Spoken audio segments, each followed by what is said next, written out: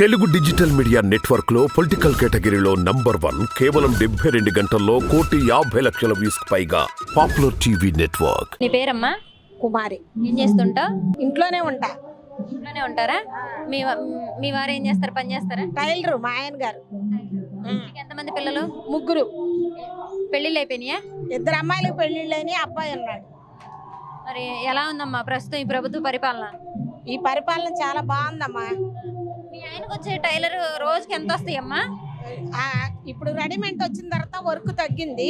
ఇది వరకు బాగా నడిచేది. మరి సరిపోతాయా వచ్చే డబ్బులు? చాలవమ్మా, చాలా. మరి ఎలా అమ్మా? అదే అబ్బాయి ఆటో వేస్తాడు. మరి మీ అబ్బాయికి ఆటోకి డబ్బులు పడ్డాయమ్మా? అన్నీ అమ్మా పడలే.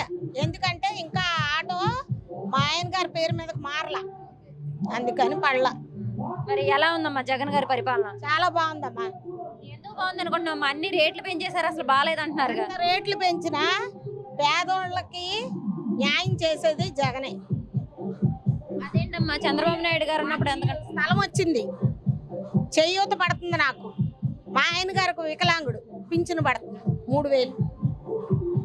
ఏ ముఖ్యమంత్రి చేయలేని పనులు ఆయన చేస్తున్నాడు. అదేంటమ్మా గతంలో చంద్రబాబు నాయుడు గారు ఎందుకంటే బాగా చేసామంటున్నారు. ఏం చేయలేదమ్మా. ఆయన మాత్రం మాకు ఇల్లు ఇస్తానని 25,000 కట్టించుకున్నాడు, ఇవ్వలా ఇల్లు. రుణమాఫీ అన్నాడు, చేయలా. పసుపు కుంకుమ అన్నాడు, ఇవ్వలా. ఆయన ఏం చేయలేదు. జగన్ చేసినట్టు ఎవరు చేయలేదమ్మా. సరే మళ్ళీ ఎవరు వస్తారు అనుకుంటున్నామ్మా? మళ్ళీ జగనే ముఖ్యమంత్రి. మళ్ళీ జగనే. ఎందుకని? అంతే, ఆయన చేసిన పరిపాలన అలా ఉంది. ఆయనే వస్తాడు ముఖ్యమంత్రి, ఆయనే. సీట్లు తగ్గితే తగ్గొచ్చు, చెప్పలేము. ఎందుకంటే పార్టీలన్నీ ఒకటైనవి కాబట్టి తగ్గొచ్చు, కానీ నెక్స్ట్ ముఖ్యమంత్రి కూడా జగనే. ఏంటమ్మా షర్మిల గారు కూడా అసలు నువ్వేం చేసావు ఏపీ ప్రజలకు అంటున్నారు. ఏం లేదు, అసలు ఆమె తప్పటడిగేసింది. అసలు కాంగ్రెస్ లోకి వెళ్ళడమే తప్పు.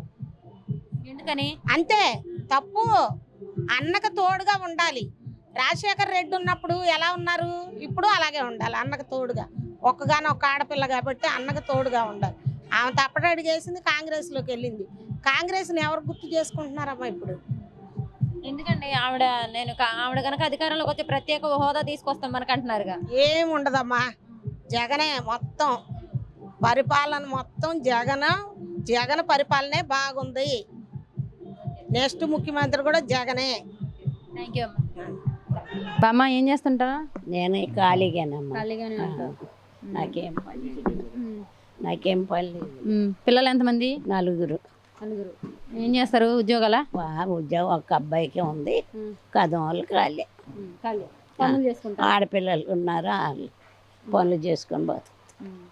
మరి ఎలా? మరి నీకు నువ్వు ఏం పని చేస్తావు? నువ్వు పెద్ద కొడుకు దగ్గర? పెద్ద కొడుకు దగ్గరే ఏమో సాలిజాలని జీతాలు. నేను ఫంక్షన్ పెట్టుకున్నా, ఇస్తున్నారు. పెన్షన్ ఇస్తున్నారా? ఎంత ఇస్తున్నారు ఇప్పుడు? 3,000. 3,000. 3 ఇస్తున్నారు. ఇంటికి వచ్చి ఇస్తుందమ్మా ప్రియాంక. ఇంటికి వచ్చి దిట్నే కూర్చుంటుంది, ఏలు ముద్ర వేయించుకుంటుంది, ఇచ్చిపోతుంది. మరి ఎలా ఉంది ఇప్పుడు జగన్ పరిపాలన? నీకు బాగానే ఉంది. బాగుందా? ఎందుకు బాగుంది అనుకుంటున్నా? ఒకటేని నా ఒక్కదాని కోసం కాదు కదా, అందరినీ బాగా చూసుకుంటున్నాడు. దాంట్లో చదువుతున్నా, వ్యవసాయం వాళ్ళు ఏంటి అందరినీ చూస్తున్నాడు. చాలు, ఇంకేం కావాలి? మరి ఇంతకు ముందు ప్రభుత్వంలో ఎలా ఉండేది? అది కూడా అప్పుడు కూడా వాళ్ళే ఎవరి దాళ్ళే. ఇప్పుడైతే బాగుంది, బాగానే ఉంది. పెన్షన్ ఇంటికి తీసుకొచ్చేస్తున్నారు, బియ్యం కూడా ఇంటి దాకా వస్తుంది.